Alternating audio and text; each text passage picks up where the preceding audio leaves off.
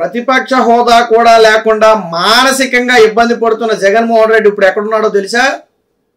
బెంగళూరు వెళ్ళిపోతున్నాడు. వాస్తవానికి జగన్మోహన్ రెడ్డి ఈ 40-45 రోజుల వ్యవధిలో 5 సార్లు బెంగళూరు వెళ్ళాడు. సో జగన్మోహన్ రెడ్డి ప్రతిసారి బెంగళూరు ఎందుకు పారిపోతున్నాడు? వాస్తవానికి 10 ఏళ్ల తరువాత, ఇప్పుడు ఓడిపోయిన తరువాత మాత్రమే బెంగళూరు వెళ్ళటం మొదలుపెట్టాడు. 2014 నుంచి 19 వరకు ప్రతిపక్షంలో ఉన్నప్పుడు వెళ్ళలేదు. 2019 నుంచి 24 వరకు అధికారంలో ఉన్నప్పుడు వెళ్ళలేదు. 24లో ఎప్పుడైతే అధికారాన్ని కోల్పోయాడో అప్పటి నుంచి హైదరాబాద్లోని లోటస్ పాండ్కి వెళ్లకుండా బెంగళూరు యలహంక ప్యాలెస్కు వెళుతున్నాడు జగన్మోహన్ రెడ్డి. సో ఎందుకు వెళుతున్నాడు? గతంలో చంద్రబాబు నాయుడు అన్నావు కదా, పక్క రాష్ట్రం నుండి పాలెత్తున్నాడు అని నువ్వు అన్నావు కదా. ఆయన ఆంధ్ర రాష్ట్రంలోనే ఉన్నాడు, నువ్వు పక్క రాష్ట్రంలో ఉన్నాడని ప్రచారం చేయాలనుకున్నావు. కానీ ఆయన ప్రజల్లో ఉన్నాడు కాబట్టి పక్క రాష్ట్రంలో ఉన్న ముఖ్యమంత్రికి, పక్క రాష్ట్రంలో ఉన్న నాయకుడికి ఓట్లేశారు ఆంధ్ర ప్రజలు కాదు కదా. ప్రజల్లో ఉండి ప్రజల సమస్యల మీద పోరాడిన నాయకుడికి ఓట్లేశారు. సో ఆ రోజు నువ్వు విష ప్రచారం చేయాలనుకున్నావు. ముఖ్యంగా కరోనా టైంని బాగా కలిసి వచ్చింది. వాస్తవానికి కరోనా టైంలో ఆయన హైదరాబాద్లో లాక్ అయిన సంగతి అందరికీ తెలిసిందే. సో ఆయన రావటానికి లేదు, వెళ్ళటానికి లేదు. ఒకవేళ అది ఏపీలో ఉన్నప్పటికైనా లాక్డౌన్ స్టార్ట్ అయి ఉంటే హైదరాబాద్ వెళ్ళటానికి ఉండేది కాదేమో.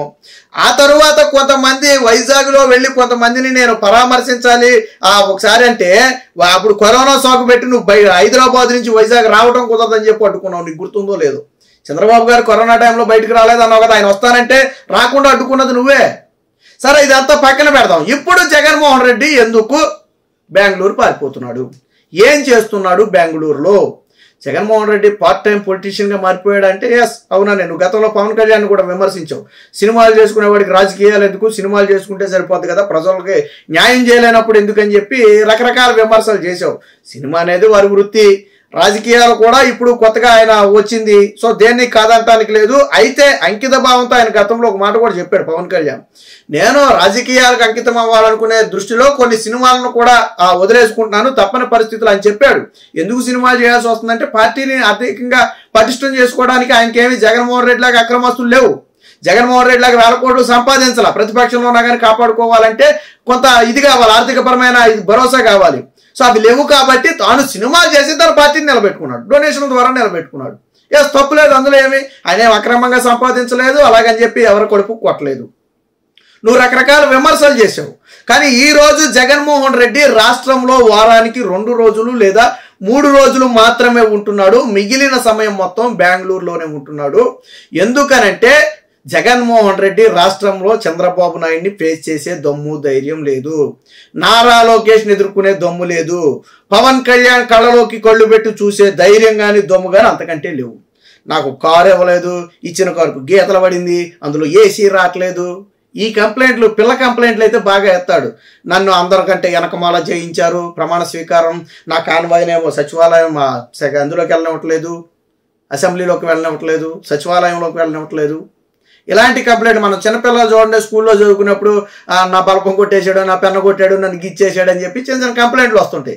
సో అలాగా జగన్మోహన్ రెడ్డి కంప్లైంట్లు ఉంటాయి. వాస్తవానికి జగన్మోహన్ రెడ్డి అనే వ్యక్తి రాష్ట్రంలో ప్రతిపక్ష హోదా లేకపోయినప్పటికీ ఆ బాధ్యతను నిర్వర్తించాల్సిన బాధ్యత నీ మీద ఉంది. లేకపోతే నాకు ప్రతిపక్ష హోదా ఇస్తేనే నేను ఆంధ్ర వస్తా, నాకు ప్రతిపక్ష హోదా ఇస్తేనే నేను అసెంబ్లీకి వస్తా. సిగ్గు లేదా జగన్మోహన్ రెడ్డి? ప్రజలు నిన్ను పులివెందులో గెలిపించారు కదా, నీతో పాటు ఇంకో 10 మందిని గెలిపించారు కదా. మరి నీకున్న వనరులను ఉపయోగించుకుని నువ్వు ప్రజల మీద పోరాటం చేయాలి కదా, ప్రజల తరపున పోరాటం చేయాలి కదా.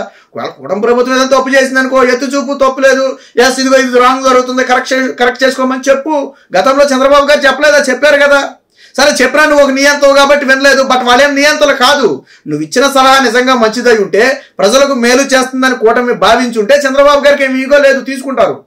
చంద్రబాబు గారికి ఆయన మొన్న చెప్పింది కూడా ఏంటి, మీరు అసెంబ్లీలోకి రండి, విలువైన సూచనలు సలహాలు ఇవ్వండి, 5 ఏళ్ల పాటు మీరు కూడా ముఖ్యమంత్రిగా ఉన్నారు కాబట్టి కొన్ని విషయాల మీద మీకు అవగాహన ఉంటుంది అని చెప్తే, అబ్బాయి నేను అసెంబ్లీకి రాను, చంద్రబాబు నాయుడు మోహన్ చూడలేదు. ఎందుకంటే గతంలో చంద్రబాబు నాయుడు విమర్శిది అన్నావే, పళ్ళు బయట పెట్టినవేం కదా గతంలో చంద్రబాబు నాయుడు విమర్శిస్తే. కాబట్టి ఇప్పుడు అసెంబ్లీలోకి వెళ్దాం. గొప్పని జగన్మోహన్ రెడ్డిని ఏమైనా అన్నారు అనుకోండి, ఇక తల అక్కడ పెట్టుకోవాలి, అర్థం కాదు. జగన్మోహన్ రెడ్డికి అసలే నవ్వుతాడు, ఎడుతాడు, అర్థమై సాదు ఆ ఫేసు. దాంతో భయం వేసి అసెంబ్లీకి వెళ్ళటానికే భయపడ్డాడు. ఇప్పుడు రాష్ట్రంలో ఉండటానికి కూడా భయపడ్డాడు. పార్ట్ టైం పొలిటీషియన్ గా మారిపోయాడు. సో జగన్మోహన్ రెడ్డి కాంగ్రెస్ లో పార్టీని విలీనం చేస్తున్నాడని ఊహాగానాలు కూడా ఎందుకు బలంగా వస్తున్నాయంటే ఈయన మాట్లాడితే వెళ్ళిపోయి బెంగళూరు ప్యాలెస్ లో కూర్చుంటున్నాడు. అక్కడ డీకే శివకుమార్ తో మంతనాలు జరుపుతున్నాడు అనేది ఇప్పుడు అధికార పార్టీ నేతలు చేసే ఆరోపణ. ఏమో కాదనలేవు, ఎందుకంటే 10 ఏళ్ల పాటు కనీసం ఒక్కసారి కూడా యలహంక ప్యాలెస్ కి వెళ్ళని జగన్మోహన్ రెడ్డి ఎందుకు ఈ 40-45 రోజుల్లో 5 సార్లు బెంగళూరు పారిపోయాడు? ఎందుకు పారిపోయాడు? పైగా స్పెషల్ ఫ్లైట్లలో వెళ్లాల్సిన జగన్మోహన్ రెడ్డి సాధారణ జనంలాగా వెళ్ళిపోతారు. అంటే మంది సొమ్ము అయితే మనం మింగొచ్చు, అదే మన సొమ్ము అయితే మాత్రం వాడకూడదు. పైగా ఈ వైసీపీ పేటీఎం బ్యాచ్ కి సిగ్గు సేరం ఉండదు, దానికి మా అన్న తోపుతురుమని డప్పు కొట్టడం. సరే అదంతా వేరే విషయం అనుకోండి. జగన్మోహన్ రెడ్డి రాష్ట్రంలో జరుగుతున్నటువంటి పాలన మీద విమర్శలు చేసే దమ్ము ధైర్యం లేదు. నిన్న మొన్నటి వరకు ఏంటంటే వాళ్ళని చంపేశారు, వీళ్ళ మీద హత్య చేశారు, వాళ్ళని దోచేశారు, వీళ్ళ దోచేశారు అని చెప్పి వ్యాఖ్యలు చేశారు. ఒరే బాబా, చనిపోయారన్న 36 మంది పేర్లు ఎవరా అంటే జగన్మోహన్ రెడ్డి 4 సార్లు ప్రెస్ మీట్ పెట్టాడు వీటికి దాడులకు సంబంధించి. 4 సార్లు ఒక్కసారి కూడా 36 మంది పేర్లు ఏమంటే ఇవ్వరా. ఒకసారి ఏమో భోజనానికి టైం అయింది అన్నాడు, ఒకసారి ఏమో టైం అయింది అన్నాడు, ఇంకోసారి ఏమో సభకు నమస్కారం అని చెప్పి మీడియా విలేకరులు అడుగుతుంటే వెళ్ళిపోయాడు. ఎవరా 36 మంది? సరే నీకు 36 మంది పేర్లు నీకు తెలియదా, నోటికి చెప్పలేవు, ఓకే, నీ సాక్షి పేపర్ ఉంది కదా, వేయొచ్చు కదా. ఇదిగో చంద్రబాబు నాయుడు అడుగుతున్న 36 మంది పేర్లు ఇదిగో వాళ్ళ తాలూకా డీటెయిల్స్ ఇదిగో, వాళ్ళ ఎవరు దాడి చేసి చంపేశారు ఇదిగో వాళ్ళ వివరాలు ఇదిగో అని చెప్పి నీ సాక్షి పేపర్లో మెయిన్ పేపర్లోనే వేయొచ్చు కదా, ఎందుకు వేయలేదు? నేను అడుగుతున్నా, 36 మంది పేర్లు ఇవిగో చంద్రబాబు అని ఎందుకు మెయిన్ పేపర్లో సాక్షిలో వాళ్ళ పేర్లు ఫోటోలు ఎందుకు ప్రచురించలేదు? అంటే అక్కడ ఏమీ లేదు, కేవలం నాటకాలు తప్ప, ప్రజలను మోసం చేయటం తప్ప, రాష్ట్రంలో ఏదో జరిగిపోతుందని సృష్టించడం తప్ప. వాస్తవానికి మ్యాటర్ ఏంటంటే రాష్ట్రంలో పరిపాలన అద్భుతంగా ఉంది, ప్రజలు ఎవరి పని వాళ్ళు చేసుకుంటున్నారు, కూలీలకు చేతింద పని దొరికింది, రైతులకు చేతింద పని దొరికింది, వర్షాలు వచ్చాయి, దాని తగ్గట్టు ప్రభుత్వం ఆదుకునే ప్రయత్నం చేస్తుంది. ఇంకో పక్క వృద్ధుల దగ్గర నుంచి విద్యార్థుల వరకు అందరూ సంతోషంగా ఉన్నారు. 4000 పింఛను ఒకే సంతకంతో 4000 పింఛన్ చేశారు. మొదటి ఏడాది 7000 ఇచ్చారు. నిన్న అన్నా క్యాంటీన్లు 100 అన్నా క్యాంటీన్లు నిన్న ప్రారంభించారు. సో రాష్ట్రం డిఎస్సి, మెగా డిఎస్సి, యువతకు మెగా డిఎస్సి ప్రకటించారు. సో ఇలా ఒకదాని తర్వాత ఒకటి కార్యక్రమం నడుస్తూనే ఉంది. దేని మీద విమర్శలు చేయాలో జగన్మోహన్ రెడ్డికి అర్థం కావట్లేదు. స్టిల్ నిన్న కూడా చెప్పారు, మేము సూపర్ 6 అమలుకి కట్టుబడి ఉన్నాం, అందులో డౌటే లేదు. నారా లోకేష్ స్పష్టంగా చెప్పాడు. సూపర్ 6 పథకాలు ఏవైతే ఉన్నాయో వాటికి 100కు 200% మేము కట్టుబడి ఉన్నాం. ఒక పథకం కూడా మిస్ అవ్వదు. చివరికి తల్లికి వందనం మీద విష ప్రచారం చేశారు, ఒకరికి అని. నారా లోకేష్ అసెంబ్లీ సాక్షిగా క్లారిటీ ఇచ్చిన తర్వాత కూడా సాక్షిలో వేయలా.